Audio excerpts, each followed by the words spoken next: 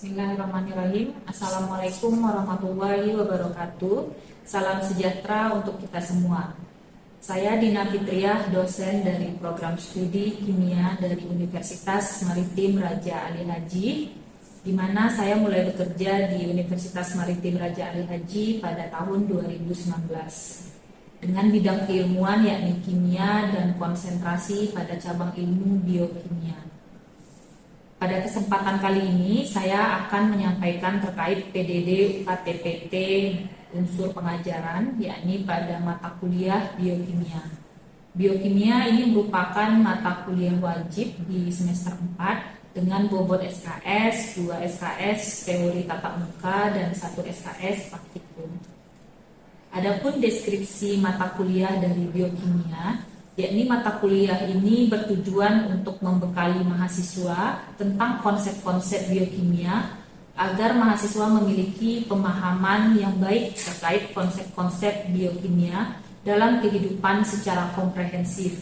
Nah, mata kuliah ini membahas konsep-konsep diantaranya yang pertama yaitu terkait makromolekul. Nah, makromolekul yang dibutuhkan oleh manusia ini dibedakan menjadi kajian makromolekul karbohidrat, protein, dan lemak. Kemudian yang kedua yakni memahami terkait metabolisme dari makromolekul yang pada poin materi yang pertama, yaitu metabolisme karbohidrat, metabolisme protein, dan metabolisme lemak. Kemudian yang ketiga ada konsep vitamin dan mineral. Yang keempat konsep enzim. Yang kelima yaitu konsep asam nukleat sebagai materi genetik sebagai pewarisan sifat. Selanjutnya yang keenam terkait konsep replikasi, transkripsi, dan translasi. Dan terakhir itu ada konsep hormon. Berikut terkait dengan konsep-konsep dari mata kuliah biokimia. Nah, mata kuliah ini dilaksanakan perkuliahannya dengan metode student center learning dengan pendekatan kontekstual melalui small group discussion. Jadi ada diskusi kelompok kecil dengan metode case method. Nah, mahasiswa diharapkan memiliki pemahaman tentang konsep biokimia dalam kehidupan sehari-hari secara komprehensif. Kemudian kemampuan akhir yang diharapkan melalui pembelajaran biokimia ini yang pertama adalah mahasiswa mampu menjelaskan konsep-konsep dasar biokimia. Kemudian yang kedua, mahasiswa mampu menjelaskan makromolekul yang dibutuhkan manusia, mulai dari karbohidrat, protein, dan lemak, serta monomer penyusunnya dan penggolongan dari makromolekul tersebut. Kemudian yang ketiga, kemampuan yang diharapkan mahasiswa mampu menguasai metabolisme dari makromolekul. Yang keempat, mahasiswa mampu menjelaskan tentang peranan vitamin dan mineral yang penting bagi tubuh. Yang kelima, ada mahasiswa mampu menjelaskan konsep enzim. Selanjutnya, mahasiswa mampu menjelaskan terkait struktur dari asam nukleat DNA dan RNA serta kaitannya sebagai pewarisan sifat dan materi genetik. Kemudian kemampuan yang diharapkan berikutnya ada mahasiswa mampu menjelaskan proses dari replikasi, transkripsi, dan translasi. Dan kemampuan yang ke-8 terakhir yaitu mahasiswa mampu menguasai konsep-konsep yang berkaitan dengan hormon dan peranannya bagi sistem koordinasi tubuh. Kemudian adapun sumber belajar dalam perkuliahan itu untuk referensi utama ada buku Biokimia Harvard, ini tahun 2022, kemudian buku Biokimia karangan Dr. Laode. Nah, ini terkait judulnya Biokimia, Dasar-dasar Biomolekul dan Konsep Metabolisme, dan buku e-book Biokimia buku ajar itu karangan Friska Septiani dan saya sendiri, ini diterbitkan tahun 2022.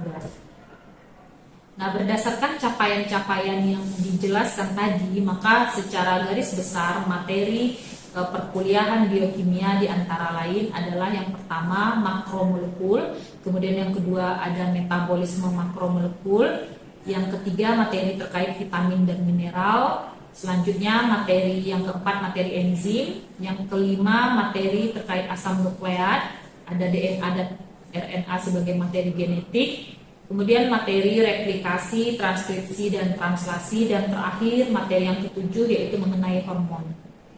Nah, adapun metode yang kita gunakan dalam perkuliahan tadi secara small group discussion dan case method. Nah, di mana di sini diharapkan dapat meningkatkan partisipatif dan keterampilan berpikir kritis bagi mahasiswa dengan memecahkan beberapa permasalahan atau kasus yang relevan dengan topik perkuliahan. Nah, metode small group discussion dan case method ini dapat meningkatkan interaksi baik antara dosen dengan mahasiswa dan interaksi antar mahasiswa dengan mahasiswa. Penilaian pada mata kuliah ini berdasarkan pada bobot analisa kasus atau case method itu sebesar 50%, kemudian bobot UTS sebesar 20%, bobot ujian akhir semester 20%, dan tugas mandiri itu 10% dengan total 100% untuk 4 penilaian dari case method, UTS, UAS, dan tugas mandiri. Baiklah, berikutnya saya akan menampilkan pembelajaran materi enzim pada mata kuliah biokimia, di mana permasalahan pada materi enzim ini nantinya akan mengangkat terkait peristiwa pemembukaan daging dengan menggunakan daun pepaya. Kemudian ada beberapa data grafik terkait penurunan energi aktivasi dan beberapa data eksperimen dari faktor-faktor yang mempengaruhi kerja suatu enzim. Nah, nantinya mahasiswa diminta berdiskusi dalam kelompok kecilnya, small group discussion, untuk memudahkan mereka membangun sendiri pengetahuan atau konsep-konsepnya dalam memecahkan permasalahan dan konsep yang ditemukan lebih berpengalaman langsung bagi mereka. Oke, bismillahirrahmanirrahim. Assalamualaikum warahmatullahi wabarakatuh. Waalaikumsalam warahmatullahi wabarakatuh. Oke, selamat siang semuanya. Siang, Bu. Oke, pada hari ini itu kita akan melanjutkan perkuliahan kita ya terkait materi baru, maksudnya lanjutan ya dari kemarin kan terakhir kita bahas materi sebelumnya. Kemudian ini kita akan membahas materi enzim. Nah, sebelum kita membahas materi enzim, kemudian kita lihat nanti apa saja sih capaian atau tujuan dari materi enzim yang diharapkan. Maka sebelum mulai perkuliahan, demikian dari perkuliahan kita, silakan berdoa menurut kepercayaan masing-masing. Berdoa menurut. Oke, berdoa selesai.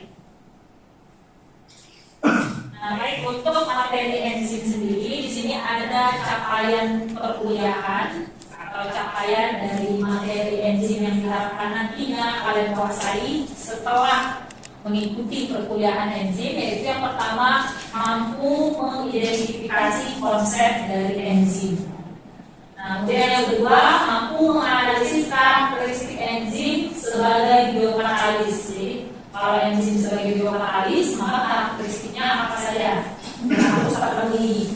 Kemudian yang ketiga mampu memahami mekanisme cara kerja enzim, dan yang terakhir mampu menjelaskan faktor-faktor yang mempengaruhi dari suatu enzim. Jadi ada 4 tujuan pembelajaran capaian kompetensi yang diharapkan. Ya. Nah, sebelum kita lihat nih materi enzim, pernah mendengar istilah enzim? Pernah. Ada yang bisa menyebutkan satu orang mungkin contoh bagaimana kalian mengetahui atau mendengar istilah enzim? Biasanya ditemukan pada reaksi yang seperti apa? Mengunyah. Enzim apa sih yang ada pada saat mengunyah? Amilase, ISTK, enzim amilase. Apa fungsinya ketika mengunyah dengan enzim amilase? Mengubah karbohidrat menjadi glukosa. Spesifiknya mengubah amilo menjadi glukosa. Nah, nanti kita lihat seperti apa karakteristik enzim tadi. Jadi enzim itu secara garis besarnya dia merupakan fondasi ya, jadi atau punya peran yang penting di tubuh makhluk hidup. Karena hampir sebagian besar reaksi yang terjadi pada makhluk hidup, reaksi biologis, itu terjadinya lambat kalau tidak ada enzim. Sehingga semuanya itu dibantu oleh enzim. Nah, kalau dikaitkan dengan pembelajaran kita yang di topik metabolisme, pada saat metabolisme karbohidrat, ingat nggak reaksi reaksi yang enzimatis. Pada tahapan apa yang sering menggunakan enzim? Yang kelompok metabolisme karbohidrat. Ada glikolisis. Nah, glikolisis itu 10 tahapan kan? Nah, rata-rata reaksi 10 tahapan di glikolisis itu reaksi enzimatis. Nah, sampai di sini metode pembelajaran kita pakai small group discussion. Jadi itu bagi kalian menjadi kelompok-kelompok kecil. Di depan kelompok 1 melanjutkan dari Nafla itu kelompok 2 dan kelompok 3 Ezra dan kawan-kawan lain ya sebelah kanan. Nah, nanti tiap kelompok itu akan memberikan suatu permasalahan. Nah, permasalahan ini akan kalian diskusikan di dalam kelompok. Kemudian nanti ada presentasi perwakilan kelompok dan tanya jawab dengan kelompok lain. Nah, kemudian baru kita simpulkan pembelajaran hari ini. Saya pahami? Bisa, Guru. Nah, kita lihat untuk permasalahan yang pertama ya.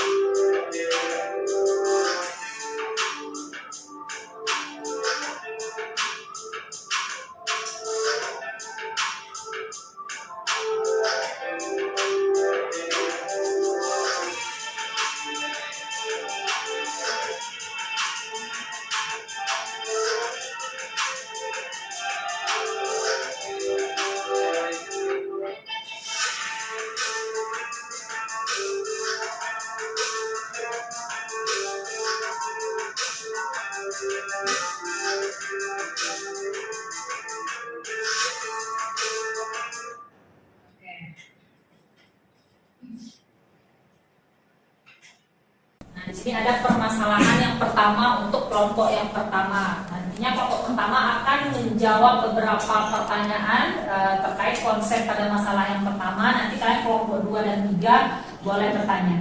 Ya, jadi untuk yang pertama di sini tadi di videonya terlihat proses pengumpukan daging dengan menggunakan daun pepaya.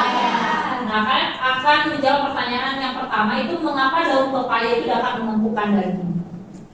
Jadi harus ada alasan ilmiahnya, karena penggunaan daun pepaya untuk mengumpulkan daging itu sering dipakai ya, bahkan oleh orang-orang tua di kampung. Tapi mereka tidak tahu nih alasannya. Nah, kalian hubungkan konsep ilmiahnya dengan materi kita hari ini. Kemudian yang kedua, senyawa kimia apa yang ada pada daun pepaya tersebut sehingga dia mampu untuk mengumpulkan daging.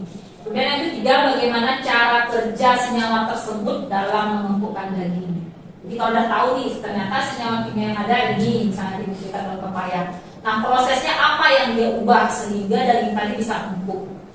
Alasan ilmiahnya. Nah, kemudian apakah senyawa tersebut tergolong golongan enzim? Dan jelaskan apa itu konsep atau pengertian dari enzim. Kira-kira bisa dipahami untuk yang kelompok 1. Nah, kemudian permasalahan untuk yang kelompok 2, kelompok Nafla, Ika dan seterusnya sampai Nelvi. Di sini kalian berusaha menemukan konsep atau mengkonstruktifkan konsep pengetahuan dari 2 gambar yang tertera pada slide. Nah, pada gambar yang pertama dan gambar yang kedua, kalian menyimpulkan nanti dengan diskusi, dan tentunya nanti pada saat diskusi kalian boleh cari bahan ajar atau literasi yang biasa digunakan. Itu dari gambar apa karakteristik enzim. Jadi kalau yang gambar pertama hubungannya menyampaikan karakteristik enzim itu seperti apa. Kemudian hubungannya dengan grafik yang di sebelah itu grafik apa? Grafik. Ya, laju reaksi terhadap energi. Ya, energi aktivasi. Jadi energi aktivasi. Nah, hubungkan bagaimana energi aktivasi dengan enzim. Jadi ada karakteristik enzim terhadap energi aktivasi. Nah, nanti ada konsep dari karakteristik enzim yang bisa kalian diskusikan di dalam kelompoknya. Ya. Baik, Bu. Oke. Kemudian yang kelompok 3-nya nanti akan membahas terkait faktor-faktor. Kelompok BI ya. Jadi kelompok 3 nanti akan melihat faktor-faktor yang mempengaruhi enzim. Kita punya data eksperimen yang digambarkan seperti grafik pada slide. Itu dilihat bahwa pengaruh pH itu seperti apa. Kemudian ada variabel suhu, variabel konsentrasi enzim dan konsentrasi substrat. Nah, dari grafik itu kita bisa menyimpulkan suatu konsep, yaitu pengaruh keempat variabel di depan terhadap kerja enzim. Jadi didiskusikan dengan literatur, nanti boleh kalian mencari konsepnya, nanti akan sama-sama kita bahas dalam presentasi. Kira-kira bisa dipahami? Bisa, Bu. Oke, silakan bekerja di dalam kelompoknya. Kita akan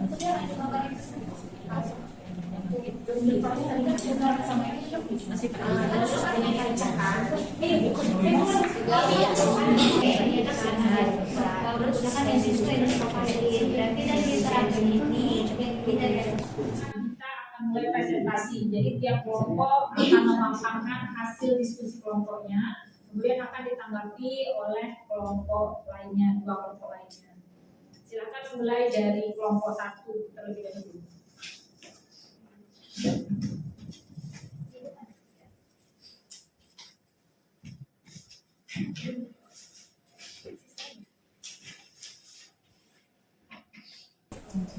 Baik, Assalamualaikum warahmatullahi wabarakatuh. Baik, kami dari kelompok 1 di sini izin kami untuk menjawab permasalahan dan kebutuhan. Itu terkait daur upaya untuk pembentukan daging. Nah, untuk pertanyaan pertama, mengapa daur upaya dapat menumbuhkan daging akan dijawab oleh Adi. Kepada Adi, kami silakan. Bella, untuk pertanyaan pertama itu kan mengapa daun pepaya dapat menumbuhkan daging. Nah, daun pepaya dapat menumbuhkan daging karena mengandung enzim proteolitik yang mampu memecahkan protein dalam daging. Proses ini mengurai syarat otot sehingga daging menjadi lebih empuk. Selanjutnya nomor 2, senyawa kimia apa yang ada pada daun pepaya tersebut? Itu akan dijawab oleh Siska. Nah, untuk senyawa kimia yang terdapat pada daun pepaya tersebut adalah enzim papain. Nah, enzim ini bekerja dengan cara menghidrolisis ikatan peptida dalam molekul protein. Ketika papain ini diaplikasikan pada daging, enzim ini akan memecah protein kompleks menjadi peptida yang lebih kecil dan asam amino. Proses ini melemahkan struktur jaringan otot daging, mengurangi kekakuan dan membuatnya lebih empuk saat kita masak. Nah, jadi sebenarnya jawaban dari Siska itu udah merangkup untuk pertanyaan nomor 3 ini bagaimana cara kerja senyawa papain tadi dalam membuka daging itu dengan cara ketika papain itu diaplikasikan pada daging, enzim ini akan memecah protein kompleks menjadi peptida yang lebih kecil dengan asam amino sehingga pada saat itu enzim ini akan melemahkan struktur jaringan otot pada daging yang tadi keras. Nah, gitu. Selanjutnya untuk pertanyaan terakhir adalah apakah senyawa tersebut termasuk golongan enzim? Nah, jelaskan pengertian dari enzim akan disampaikan oleh Rabena. Jadi jawabannya itu ya senyawa tersebut masuk ke golongan enzim, di mana enzim itu merupakan senyawa protein yang dapat mempercepat reaksi biologis, dan enzim ini mempercepat laju reaksi dengan menurunkan energi aktivasi yang diperlukan untuk reaksi tersebut tanpa ikut terubah secara permanen. Baik, mungkin sekian jawaban dari kelompok kami, Bu. Bagi teman-teman, ada yang ingin bertanya? Dari kelompok lain yang ingin menanggapi atau ada yang ingin ditanyakan terkait beberapa konsep tadi yang disampaikan oleh kelompok 1. Tadi ada bahwa enzim itu yang mempercepat reaksi katanya dengan cara menurunkan energi aktivasi. Nah, ada pertanyaan lanjutan mungkin terkait beberapa konsep yang disampaikan tadi bahwa enzim papain mengempukkan daging dengan cara tadi mengubah protein kompleksnya menjadi protein yang lebih sederhana. menjadi jaringan yang lebih mudah empuk ya, karena jaringannya tidak kompleks seperti yang pertama tadinya. Ada tanggapan dari kelompok 2 dan 3, mungkin ada yang ingin ditanyakan?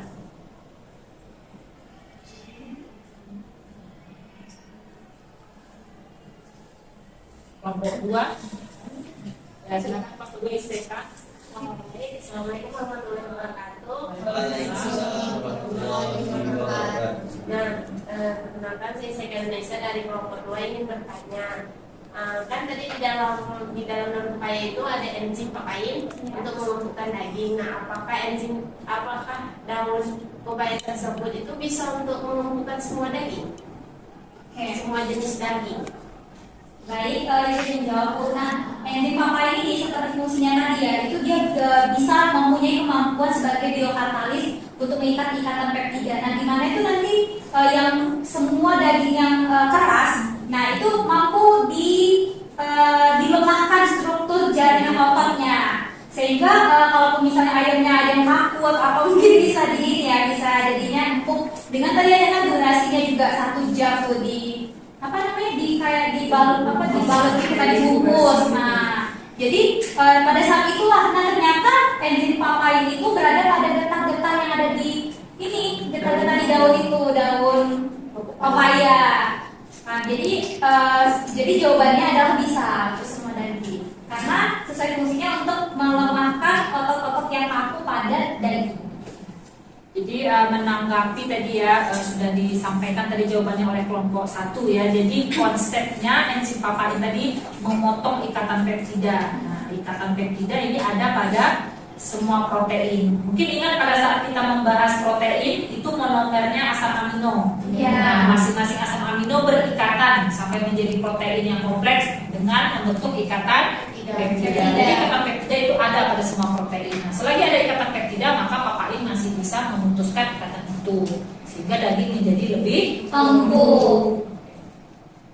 Baik, mungkin sekian penyampaian diskusi dari kelompok kami. Bila ada kesalahan kami mohon maaf. Kami akhiri dengan wabillahi taufiq wal hidayah. Wassalamualaikum warahmatullahi wabarakatuh. kita berikan semua cukup satu. Jadi secara klasikalnya baru kita rangkumkan ya konsep dari tiap-tiap kelompok bahas. Baik Bu. Nah, tadi sudah sama-sama kita lihat ya penampilan dari masing-masing kelompok. Kalian yang berdiskusi, yang membangun konsep pengetahuannya sendiri ya. Jadi kita lihat tadi apa itu enzim dari pemaparan dari kelompok 1 tadi. Senyawa protein berperan sebagai biokatalis. Ya, jadi enzim itu adalah protein.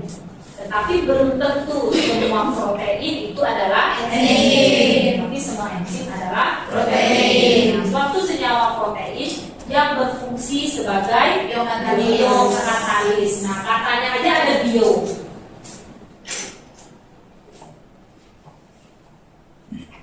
Berarti yang dipercepatnya atau sebagai katalis itu adalah reaksi-reaksi pada makhluk hidup. Jadi rata-rata reaksi di tubuh makhluk hidup itu semuanya itu berjalan lambat kalau tidak ada enzim. Ada reaksi metabolisme, kemudian respirasi, glikolisis. Nah, cuma kita makan kalau nggak ada enzim, nggak berjalan glikolisis, nggak ada metabolisme karbohidrat, nggak ada sampai dihasilkan energi. Kan hasil akhir ya dari metabolisme. Nah, jadi enzim tadi salah satu contohnya di kehidupan nyata kita angkat tadi di enzim papain. Dimana kalau enzim papain tadi dia memutus ikatan peptida yang ada pada protein. Jadi sifatnya semua protein punya peptida itu diputus sehingga dia tidak menjadi protein kompleks lagi. Oleh karena itu jaringan ikatnya menjadi lebih kecil, karena lebih kecil fragmen ikatannya. Nah, jadi enzim ini mempercepat reaksi tanpa mengubah produk. Nah, tanpa mengubah produk artinya apa? Dia tidak menggeser keseimbangan. Dia hanya mempercepat reaksi. Dengan cara apa tadi dia mempercepat reaksi? Menggunakan respirasi. Kira-kira bisa dipahami Bisa, mekanisme.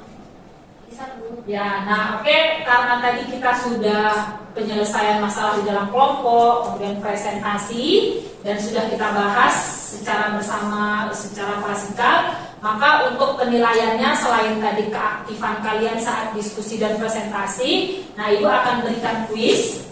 Nah, untuk kuis itu silakan disimpan dulu semua catatannya. Nah, kita akan kuis. Nah, seputar konsep yang sudah kita bahas tadi kan ada pengertian enzim, kemudian karakteristik enzim, faktor-faktor yang berpengaruh, dan terakhir ada mekanisme kerja enzim. Jadi tulis di kertas lembar, simpan dulu seluruh catatannya. Nah, kuis ini ingin Ibu lakukan supaya melihat sejauh mana kalian memahami materi hari ini, sejauh mana tercapai tujuan pembelajaran yang di awal disampaikan tadi.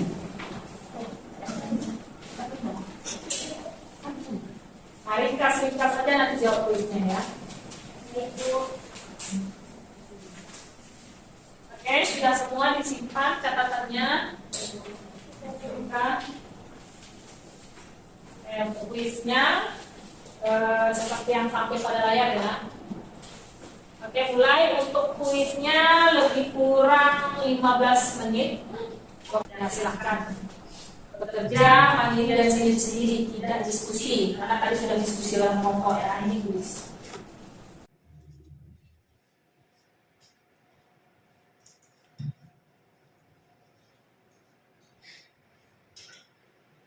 Oke, mulai waktunya dikumpulkan.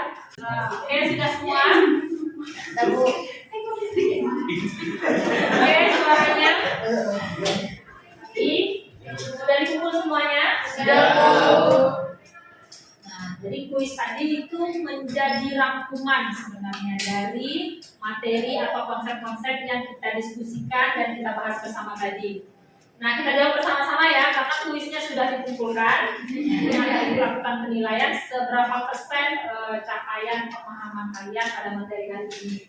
Nah, ini boleh jelaskan pengertian enzim yang menjadi nomor 1. Oke, ICK dulu.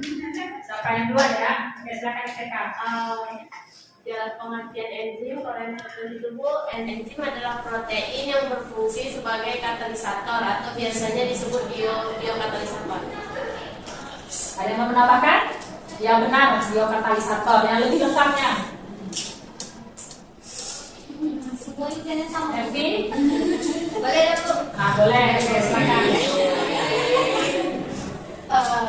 Jadi tubuh enzim itu dapat mempercepat laju reaksi kimia dalam organisme hidup tanpa mengalami perubahan kimia itu sendiri. Terus enzim itu berperan penting dalam berbagai proses metabolisme di dalam sel. Oke, ya sama benar ya. Kita beri applause dulu.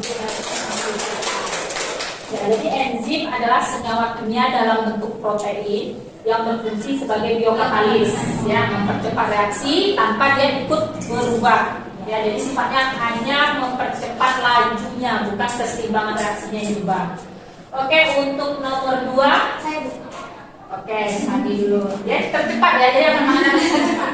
Oke. Jadi untuk karakteristik enzim ini pertama dia bersifat aktif, terus yang kedua itu tidak berubah di akhir produknya. Yang ketiga mempercepat reaksi, fungsinya mempercepat reaksi dengan cara menurunkan energi aktivasinya. Benar, Boy? Salah. Enzim itu dia memiliki sisi kemudian mempercepat reaksi dengan cara menurunkan energi aktivasi. Dan enzim tidak berubah saat di akhir reaksi. Jadi setelah produknya lepas, enzimnya tetap. Perkuliahan hari ini dengan pembahasan tadi kita sudah menyimpulkan ya. Jadi kita simpulkan konsep hari ini dengan bersama-sama menjawab kuis yang sebelumnya kalian kerjakan secara mandiri. Jadi sudah bisa dinilai per individu capaian pemahaman pada materi enzim hari ini. Oke, terima kasih untuk perkuliahan hari ini. Assalamualaikum warahmatullahi wabarakatuh. Waalaikumsalam.